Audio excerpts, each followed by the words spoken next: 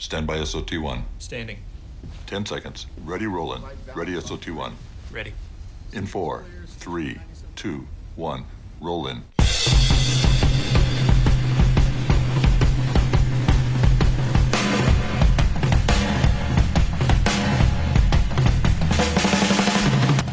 From legendary Uncle Studios in beautiful Southern California, welcome to another edition of Work Comp Matters, the central location for you employees, you employers, and of course, we haven't forgotten about you damn independent contractors. And now, here's this week's edition of Work Comp Matters.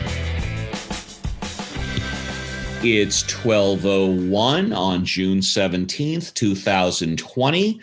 Welcome to another edition of Work Comp Matters. We are, of course, brought to you by the workcompcentral.com if you want the number one location for workers' compensation in both California and around the United States. Check out the workcompcentral.com. They've got a free 7-day offer.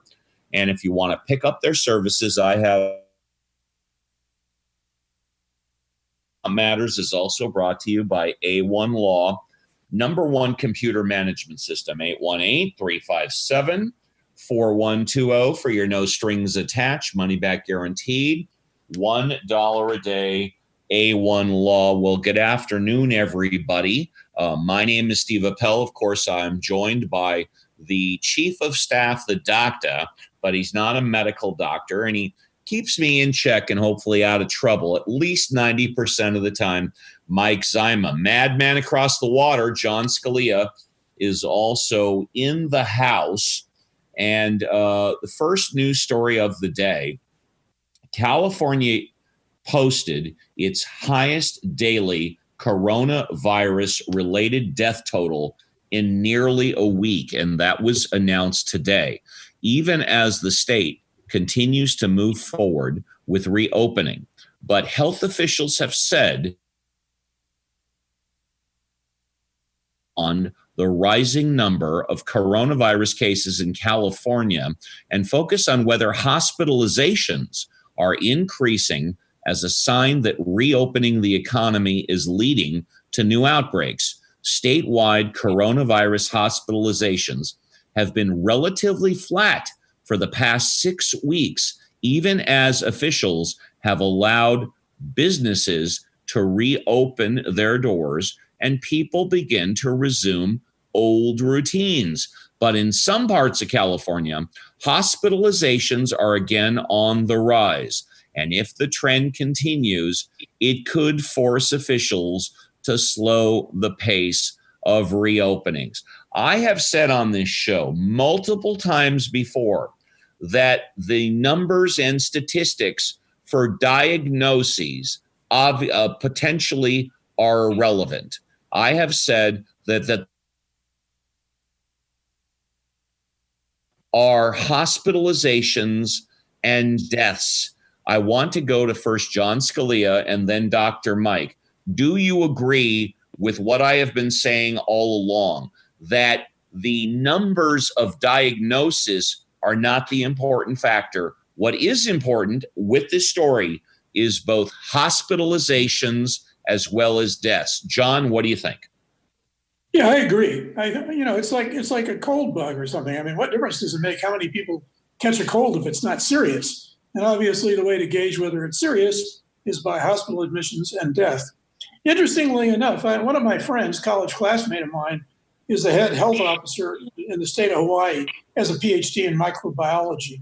And I just sent out an email in which I asked him, I said, my opinion is that the most important thing about the coronavirus is comorbidity. And I said, am I just whistling Dixie or am I right?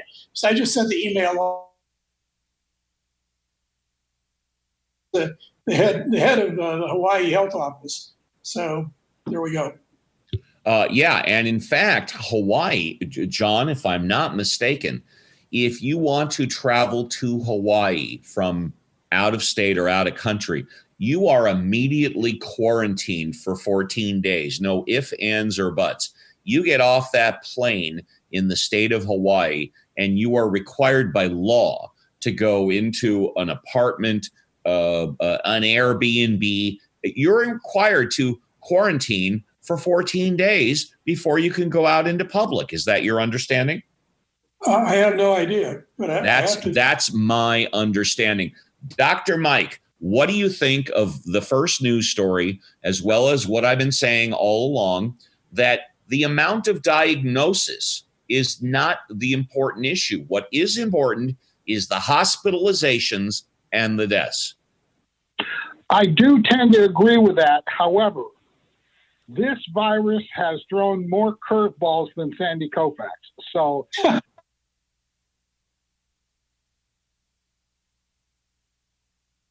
the news yesterday that was talking about more and more younger people getting infected. And of course, John,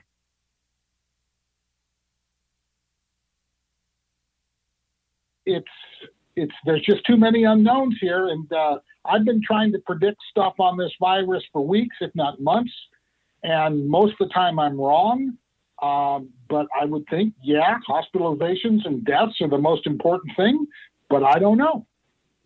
Both Mike and John have news stories. I wanted to get, or pardon me, both Mike and John have segments, ad ops, editorials, whatever you want to call it this day in the news. But I want to get to one more story regarding Southern California, and then we can go to Mike or John. A motion submitted by the Los Angeles City Council members Nuri Martinez, Herb Wesson, Marquise Harris Dawson, Curran Price, and good old Bob Blumenfeld ask city departments to work with Los Angeles Homeless Services Authority to develop a model that diverts nonviolent calls for service away from the LAPD and to appropriate non-law enforcement agencies. It's unclear how large the new response team would be, but in a statement, council members cast the program as part of an effort to reimagine public safety and reduce unnecessary police interactions. Representatives for the Los Angeles Police Protective Leaves, the union representing rank and file officers, have previously pointed to the increased demands placed upon police officers, saying officers now perform the duties of therapists, drug treatment, and EMTs. I want to go to John Scalia on this story. You represented police and fire department for 25, 30 years. I personally think that any help the police can get, as long as it's not life-threatening or violence is an issue, is welcomed. John, what's your take? I agree. I think, in fact, I would go even further. I would think that if you could avoid the initial contact with the police, that's even better. But yeah, I mean, the police should be, but you have to train the police. I mean, it's not just making a motion to say, well, you should engage social services. You have to train them how they do that and how they get in contact with the social services and what services are available and what's appropriate. So it entails training them and having a new reaction. I mean, for example, if they see a drunk here in on a cab or Uber or whatever, and I think you just need to retrain cops so that social problems don't end up on the police blotter. They shouldn't. Yeah, no question about it. And of course, I can point to the situation that happened in Atlanta where the guy was sleeping in his car and the police came. They interviewed him. They interrogated him. They stopped him for like 20 to 30 minutes. And then it ended up in a failed arrest and the suspect died. Dr. Mike, do you agree with both John and myself that for non-violent situations, the police can use all the help that they can get? And we don't necessarily need to send the police if another qualified organization is available to intervene, supervision and or overview? Not only do I say yeah, I say heck yeah. Cops don't want to be social workers, for crying out loud. The cops that I know that are in good faith, they want to get bad guys. That's their job. Not drug treatment counselors or therapists or social workers or any of that other stuff. I'd like to see how it works out. I hope it works out. My name is Steve Appell. You're dialed into Work Comp Matters. We are brought to you by the workcompcentral.com. If you want the number one location for both workers' compensation in California and around the United States, check out the workcompcentral.com. They've got a free 7-day offer. And if you want to pick up their services, I have them. You should too. It's only $1 a day. Work Comp Matters is also brought to you by A1 Law. Number one computer management system, 818-357-4120 for your no strings attached, money back guaranteed, $1 a day, A1 Law. Well, I just got notified by Scott at Legendary Uncle Studios that we've dropped out a couple of times, 2 to 4 seconds a couple of times, but we're just going to do the show live as we always do. And I now want to go to John's. Oh, actually, no, sorry, John. I want to go to Mike because he's got a segment on the Donald Trump executive order. He's going to go over that. And Mike, presumably it's a couple of minutes. And then we'll talk about it. And then we'll end the show or go into John's segment. So, Mike, you want to talk about Donald Trump's executive order. Go for it. Yeah, actually, my little presentation here is going to be in 2 parts because there really isn't a lot of substance to Trump's executive order as I read it, okay? I just boil it down. You know, the eloquence is in the brevity, okay? There's the Trump's executive order of June 16th is in 6 sections, okay? 3 of which are relevant in my view. The first section I'll call Kumbaya 1. The 5th section I'll call Kumbaya 2. And the 6th section I'll call blah, blah, blah. Section 2, withhold federal funds if chokeholds are used beyond when deadly force is allowed by law. Second part of section 2, credentialing bodies to meet standards set by the Attorney General. Section 3,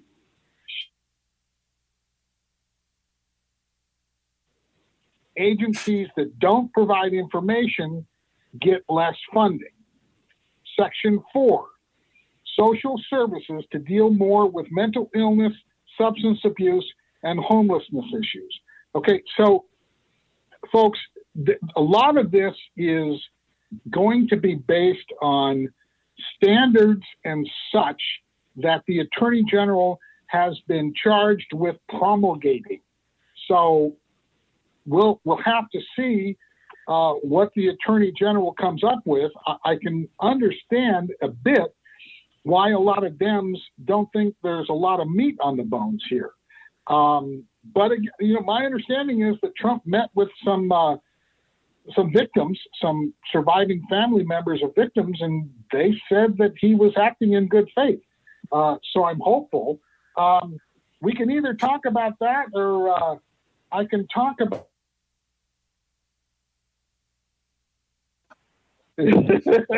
Well, you know what? Maybe we can talk about Bolton's book tomorrow. Okay. John, right. Do you have any comment on Mike's segment? Yeah, I do. I Googled, and the LAPD has banned the use of chokeholds from 1982. And, you know, and again, if you read, basically what Trump has said is, you know, it's the usual Trump approach. If we throw money at something, we solve the problem. Because the approach of Trump is money solves everything. Well, as we know, that's, you know, like him, that's insane. However, John, with all due respect, it appears that the folks advocating Black Lives Matters are taking that from Donald Trump and want to defund a lot of police departments. As far as I'm concerned, they're taking page 1 of the Trump playbook. What page is that? Money solves everything. They're threatening to cut off funding. No, they're not. They're not. Money solves everything. Isn't that the Dems mantra? What? Money solves everything? Throw money at it? The budget. No, it's not even cutting money. It's just generally saying the unbridled expansion of police funds should stop. Defunding simply means, you don't have unlimited. It's kind of like the American military defense budget, which has grown to such gargantuan proportions. It dwarfs everything in the world. It's unbridled and it keeps on going, despite the fact that Americans were warned about it by a Republican president, Dwight Eisenhower, back when he was leaving office. John, from what I have observed in the media in all parts of the country, is that the number one message from Black Lives Matter is police brutality as well. Well, let's just say right now it's police brutality. And from what I read, from what I see, the number one solution is to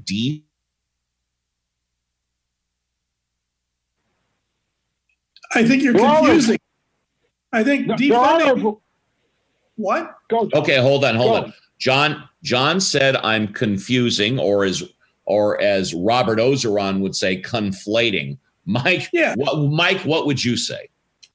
There are a variety of different aspects to this defund me, if you will, campaign. Some of the folks, probably Antifa in that 6 square block section of Seattle, are talking about indeed defunding, getting rid of the funding for police departments. Now, that's a radical fringe, yes. In general, I think John is right that when they're talking about defunding police departments, it's kind of a Garcetti type of thing. I'll take $150 million that was earmarked to go to the cops, and I'm going to give it to social services and whatever. So I think, John,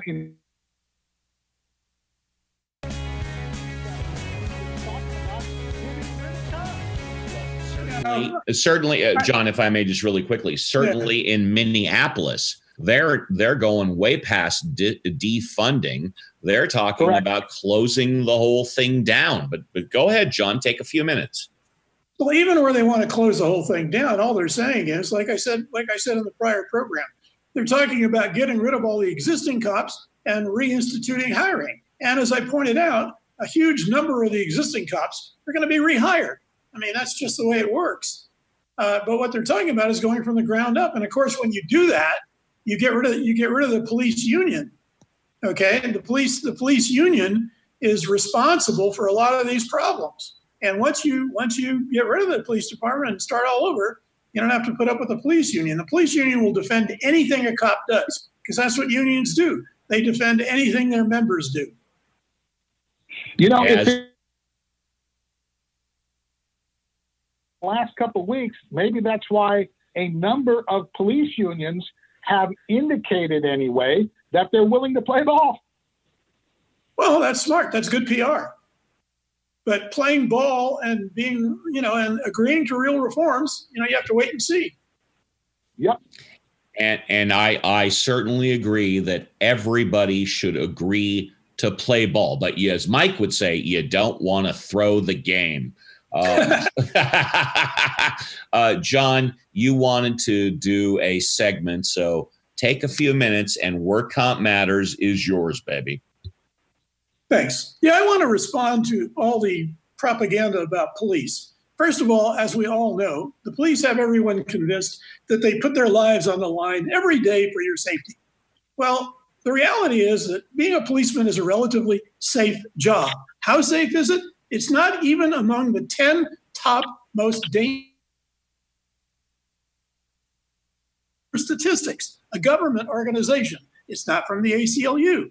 So they're not even in the top 10. And actually, garbage collectors are number 5. So it's far more dangerous to be a garbage collector than it is to be a cop. So and I was just going to say window washer has to be in the top 3. Well, actually, right around there. It's got not really window washers, but like structural steel workers. The top ones is loggers, believe it or not, fishermen, aircraft pilots. That's kind of obvious. 4 is roofers. 5, You know, Steve Appell watches the deadliest catch crab fishermen in Alaska. But go ahead. Yeah. So anyway, that's the first thing. The second thing is, how many people are killed in America by cops? Everybody says, oh, all these cops are such good guys. Well, here's the deal. In 2015, approximately 1,134 people were killed by cops. Now, the interesting by the Guardian newspaper in the United Kingdom, England. And the reason is that the original statistics, which were provided by the FBI, relied on police chiefs to self-report. So you're asking the guy, oh, how many guys in your department committed a murder? Right. So when the Guardian did an independent analysis of the actual deaths, they concluded it was approximately twice what the cops were reporting. Now let's put this in context, okay? I live in Germany. In the United Kingdom, a lot of the cops don't have weapons. Our cops in Germany have guns, okay? Here's the deal. Again, I Googled how many people are killed by cops in relation to 10 million per people, 10 million of the population. In the United States, 46.6 people per 10 million are killed by cops. You know what that same statistic is in Germany? 1.3. Yeah. And our cops have weapons, okay? So there's a huge difference in the policing and breaking wild animals who need to be put down. It's because of the systematic racism and the systematic brutal policing that has been employed in America from almost time immemorial. And if you don't think it needs to change, then you can't read statistics. And in fact, the interesting thing was when the statistics were compiled by the Guardian, the guy who was the head of the FBI, you remember Comey, the guy that Trump hates, along with everybody else he hates.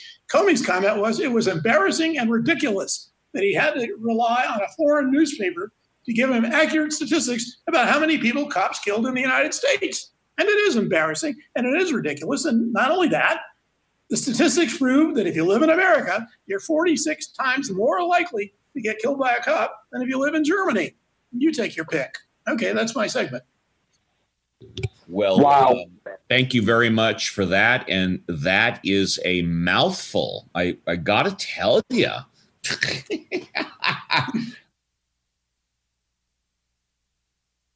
For the show. Yes, I do. Using a public restroom wasn't great before the coronavirus pandemic. and it may be a lot worse now. The latest research on COVID-19 and bathrooms, published Tuesday by the American Institute of Physics, shows that flushing a toilet can disperse the novel coronavirus 3 feet above the commode and suspend it in the air for more than a minute.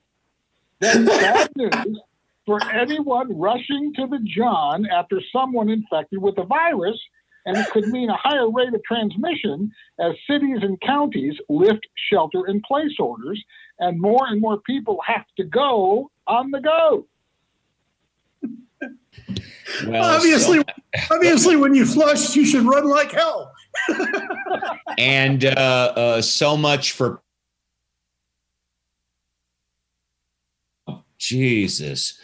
A steroid long used in hospitals to control inflammation significantly reduced fatalities in seriously ill COVID-19 patients during a drug trial, marking the first time any coronavirus treatment has proven to prevent deaths, said a University of Oxford study released today.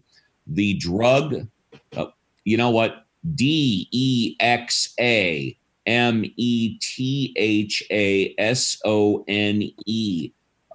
Dexamethasone. Thank you, Mike. Reduced deaths among patients on ventilators by 1/3 and cut fatalities for people receiving oxygen by 1/5 in a drug trial involving 6,425 coronavirus patients in the United Kingdom. University scientists.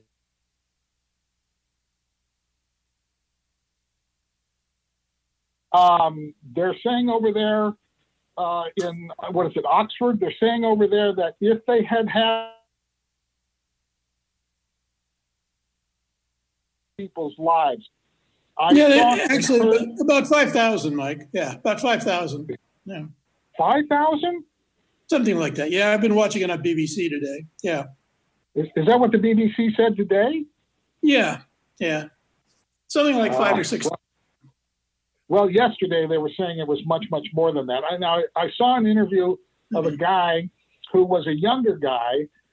He was infected in April, and I believe he was in New York City, and they tried this drug on him, and he said that what he noticed almost immediately was that he stopped coughing, which was a big deal because he was like nonstop coughing for a number of days. Yeah, and the interesting thing is basically it's a steroid. Yes. Yeah. And it prevents the body from going all out with its immune system because the body sees this foreign virus and doesn't know how to combat it. So it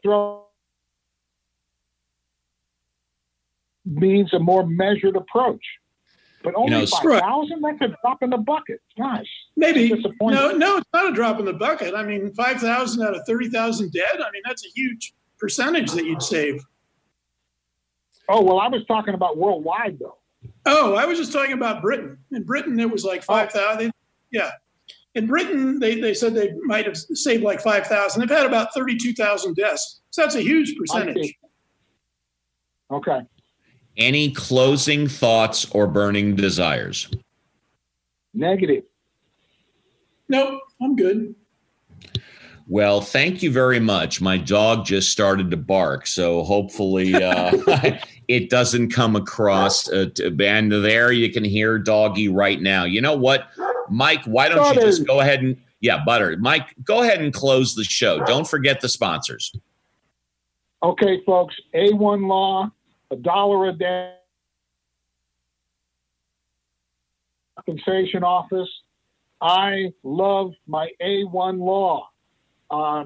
We have $1 a day also for workcompcentral. Get you keyed in and clued in on what's going on comp-wise, not only in California, but all over the United States. It's great.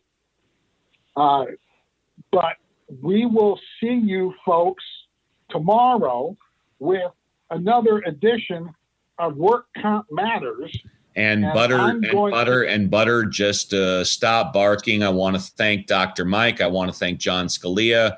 I want to thank the Work Comp Central, and of course Scott Walton of legendary Uncle Studio. My name is Steve Appell for everybody at Work Comp Matters, and as Mike said, we will see you again tomorrow at 12.